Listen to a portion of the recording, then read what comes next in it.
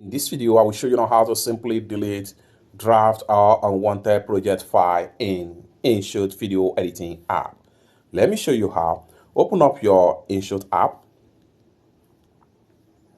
Then every draft project file or unwanted project file is going to be found right here. What you want to do is simply click on here.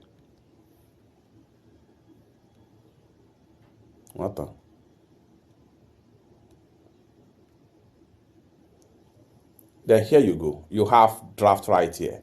Next thing you want to do is to simply go ahead and click on here. The next thing you want to do is to go ahead and click on delete icon.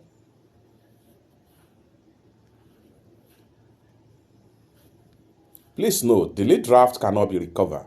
Go ahead and click on delete. And you are done. It's that simple. For more useful tutorial, tips and tricks on how to use InShot video editing app, consider to subscribe. Thank you so much for watching, and I hope to see you in my next video. Bye for now.